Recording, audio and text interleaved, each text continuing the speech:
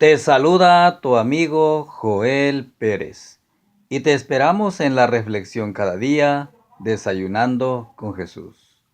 Es un gozo para mí presentarles al pastor Loron Way, que expresa temas acerca de los 10 mandamientos.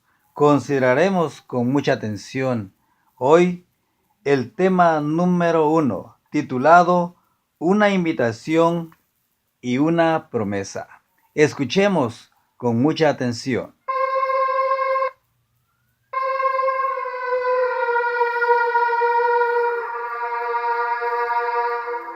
Una invitación y una promesa. Amable oyente, ¿cómo dibujaría usted la cara del mundo? Si tratara de expresar la condición del planeta a través de una caricatura, ¿qué rostro le pondría? ¿Uno de angustia? ¿De enojo? ¿O le pintaría una gran sonrisa? Estábamos reunidos en el hogar de unos amigos en Costa Rica cuando les hice esta pregunta. Pues yo, empezó a decir Juan Francisco, creo que...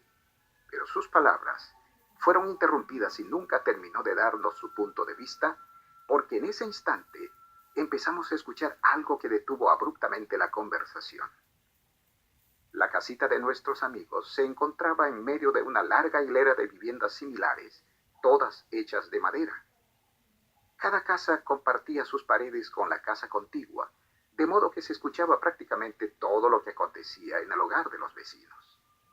Y en ese preciso instante, mientras considerábamos la pregunta acerca de la condición de nuestro mundo, llegó el vecino a su casa. Entró vociferando y llamando a su mujer a gritos. Evidentemente, estaba ebrio, y su voz se alzaba más y más mientras le exigía algo, ya no recuerdo qué era, pero fue algo que ella no tenía para darle. Y como no se lo dio al instante, empezó a golpearla. Alarmados, escuchamos mientras aquel hombre gritaba: «Te voy a enseñar que a mí me tienes que respetar. Vas a saber quién soy yo». Por encima del ruido de golpes y gritos, se escuchaba la voz de un niñito que suplicaba llorando: «No, papi, no, no le pegues más a mi mamá, por favor, papi, ya no le pegues». No dudo que usted, que escuche estas palabras, las escucha en un ambiente de tranquilidad, alejado por completo de semejantes escenas. ¿O alguien le está gritando o amenazando con darle de golpes? ¿Verdad que no? Entonces, ¿cómo dibujaría la cara del mundo? ¿Con una sonrisa? ¿No es cierto? Incluso puede estar pensando que la escena de maltrato que presenciamos esa noche fue algo excepcional, que cosas así pueden ocurrir, pero solo en lugares extraños y muy lejos de aquí. Dije que esto sucedió en Costa Rica, así que está bien, sobre todo si usted vive en otro país, porque cosas así siempre suceden muy lejos de aquí, ¿no es cierto? ¿Tiene alguna idea de cuántas mujeres están siendo golpeadas por sus maridos en este mismo instante? En los Estados Unidos sucede un caso cada 15 segundos. ¿Y qué diremos del resto del mundo? Por supuesto, el abuso familiar no es la única característica que podríamos tomar en cuenta para evaluar la situación del mundo. ¿Qué opina en cuanto al hambre? ¿Cuántas personas cree que se encuentran hurgando en algún basurero público hoy, esperando hallar unas migajas para aplacar los clamores de su hambre? ¿Sabe cuál es la causa número 1 de muerte entre niños menores de 6 años en el mundo entero? Es el hambre, la desnutrición. Dice la Organización Mundial de la Salud que cada año mueren 5 millones de personas por esta causa. Esto equivale a 13.700 cada día. En solo 17 días, las pérdidas alcanzan un número mayor que el de todos los que murieron en el terrible tsunami de 2004. Otro ejemplo.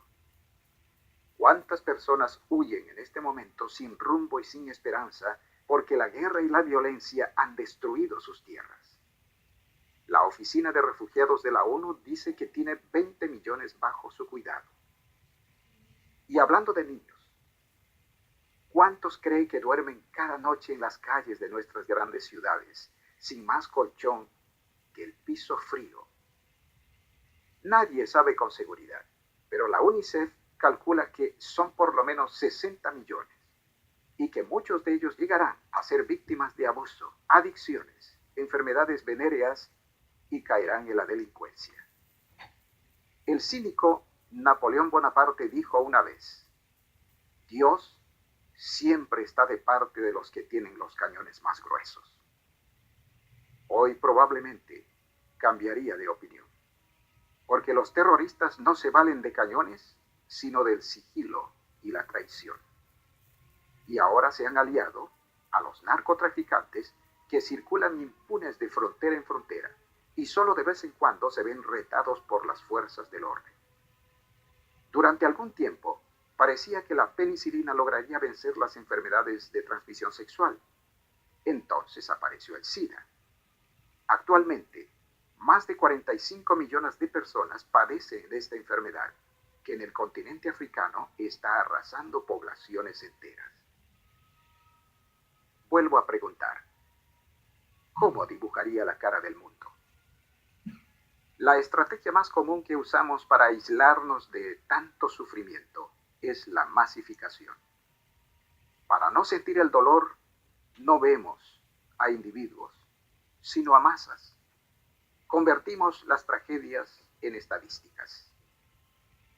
El otro día, no hace mucho, explotó una terrible bomba en el Medio Oriente. Pero yo no conozco a Mustafa y no estaba con él esa noche. No tuve que acompañarlo mientras, casi ahogado por el polvo, buscó entre los escombros para encontrar el cuerpo inerte de su hermana, la tímida y delicada Hannah. No corrieron mis lágrimas mientras Mustafa golpeaba el suelo con sus puños y gemía de dolor junto al cadáver de su amada hermana. Hablar de tragedias es muy fácil. Sabemos, por supuesto, que sucede, pero no fue mi hermana la que murió. ¿Que cada 5 segundos una mujer es golpeada por su marido? Sí, pero a mí no me toca aguantar aquellos golpes, así que simplemente los convierto en una cifra. Pero se acerca la hora, o quizá ya llegó, cuando este distanciamiento ya no va a ser posible. Porque la tormenta que azota nuestro planeta está invadiendo más y más el círculo privado de cada quien. Una generación atrás se hablaba de drogadictos, pero ¿quién conocía entonces a uno? Hoy, nadie duda que mañana puede ser mi hijo o el suyo el que caiga en eso, o mi hija la que resulte embarazada. La caída de las Torres Gemelas ha producido un terrible despertar en el mundo entero. ¿Quién no conoce que hoy ciertamente todos somos vulnerables?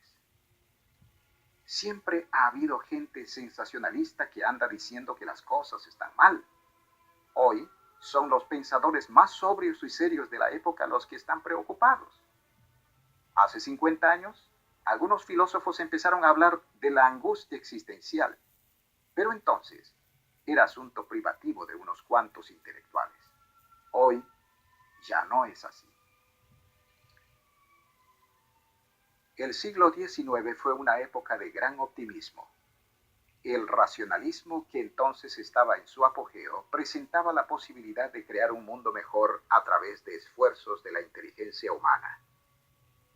A cada momento salían noticias de avances que parecían confirmar ampliamente esta opinión. Máquinas ingeniosas tejían, cosían, cosechaban y realizaban miles de otras tareas. La gente recorría mar y tierra impulsada por poderosas máquinas a vapor. La muerte de Abraham Lincoln se supo en California el mismo día del atentado, gracias a las recién instaladas líneas del telégrafo.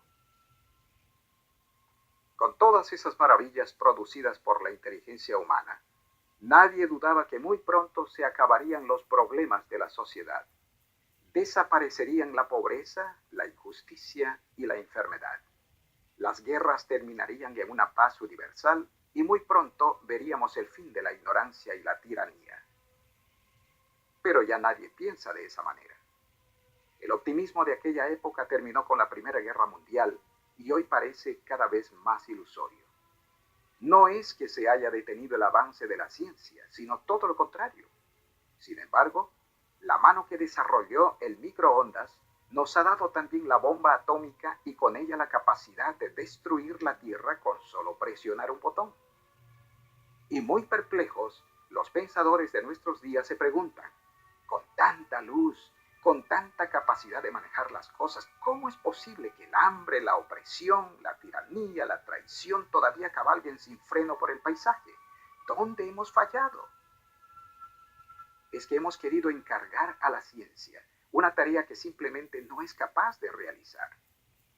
¿Por qué siguen sin resolverse los problemas más agudos de la época?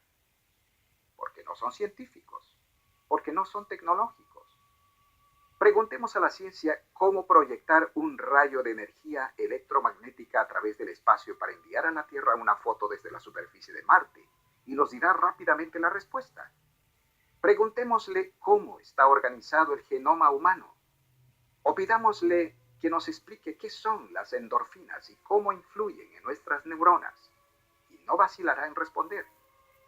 Pero si le preguntamos cómo resolver los problemas más urgentes de la época, tendrá que responder, lo siento, no lo sé, esa no es mi área. Y es así porque los problemas más graves de nuestro tiempo no son de orden científico, sino moral. Pregúntese, ¿cuál de los grandes problemas que hoy azotan el planeta no es de índole moral? Todos lo son. Tomemos como ejemplo el problema del hambre. No se debe a que hay escasez de alimentos en el mundo, sino a la terrible desigualdad en su distribución. Y esto, a su vez, es causada por una desigualdad aún más marcada en la distribución de capital, de conocimientos y de los medios de producción y transporte. La opresión económica de los que no tienen nada por parte de los que les sobra, ¿qué es? En definitiva, un problema moral. ¿Y los demás? Claramente el terror, la opresión política y la tiranía son situaciones morales. La violencia doméstica, el aborto y las adicciones también lo son, como también el estilo de vida que ha dado lugar al SIDA y al desmoronamiento de la familia. De haber sido problemas científicos o tecnológicos, hace mucho tiempo se hubieran solucionado, porque en eso sí somos expertos. A algunas personas tal vez les parecerá humillante aceptar lo que estoy diciendo, porque el racionalismo está fundamentado en el principio de la autosuficiencia. Su lema es, yo sí puedo. Mi inteligencia, mi fuerza de carácter, mi capacidad, mi espíritu emprendedor, mi lo que sea, pero es lo mío lo que va a salvar al mundo. ¿Cuánto tiempo más vamos a insistir en buscar soluciones donde no las hay? ¿Cuánto tiempo más seguiremos tocando y hasta clamando desesperadamente ante las puertas de la ciencia cuando ella está tan frustrada como nosotros por su inhabilidad para ofrecer respuestas reales o efectivas? ¿Cuántas evidencias más tendrán que golpearnos en la cara hasta que aceptemos esta realidad? Entonces, ¿cuál es la solución? Ante el evidente fracaso de la ciencia en ofrecernos soluciones, ¿qué haremos? ¿Acaso debemos resignarnos simplemente al status quo? ¿O será que hay una solución por mucho tiempo ignorada o pasada por alto? Si el amable oyente tiene la oportunidad de visitar algún día Washington, D.C., cuando no está en sesión el Supremo Tribunal de Justicia, procura entrar en el impresionante edificio con sus grandes columnas de mármol blanco y ver la tribuna donde se sientan los 9 jueces para deliberar. Al hacerlo, no deje de elevar su vista y observar las figuras esculpidas en la pared detrás de la tribuna. Allí verá un personaje augusto que tiene en su mano derecha 2 tablas de piedra. Ah, sí, ya lo adivinó. Es Moisés. ¿Y las tablas? Son aquel antiguo código moral conocido como los 10 mandamientos. Es que las generaciones pasadas, las que diseñaron el edificio, no padecían de la misma arrogancia que la nuestra. Estaban dispuestas a reconocer el inmenso valor de la ley moral y no les importaba que no la inventaran ellos ni que no fuera producto de su época. Quizá no hay otra evidencia mejor del espíritu de nuestro tiempo que el hecho de que haya grupos de activistas que exigen a los jueces que borren esa figura de la pared. Mientras tanto, seguimos esperando contra toda esperanza a que por fin algún día la ciencia pronuncie las palabras mágicas que resolverán el dilema. Precisamente por esta insensatez es que las cosas han llegado a su estado actual de crisis. Antes de continuar, quiero extenderle una invitación y también una promesa. Le invito a repasar conmigo los grandes principios expresados en la ley moral, o sea, en los 10 mandamientos. Al hacerlo, notará cómo la solución propuesta hace tantos siglos en la Sagrada Biblia satisface las más urgentes necesidades de nuestro tiempo. La promesa es que este no será un monólogo, sino una agradable conversación. Le animo a participar activamente, a pensar por usted mismo y a sacar sus propias conclusiones. Posiblemente querrá usar un cuaderno para anotar algunas de las reflexiones a medida que avancemos. Esto puede ser muy provechoso para usted porque, después de todo, no serán mis ideas o mis conclusiones las que produzcan una diferencia real en su vida. Dije que le haría una promesa. A decir verdad son dos, pero la segunda es parte de la primera y es esta.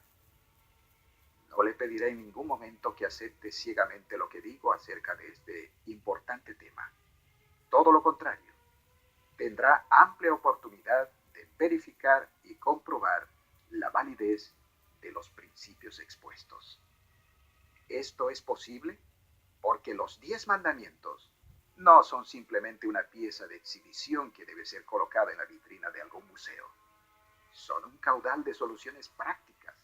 Son principios eternos que tienen una aplicación razonable en la vida diaria de cada quien.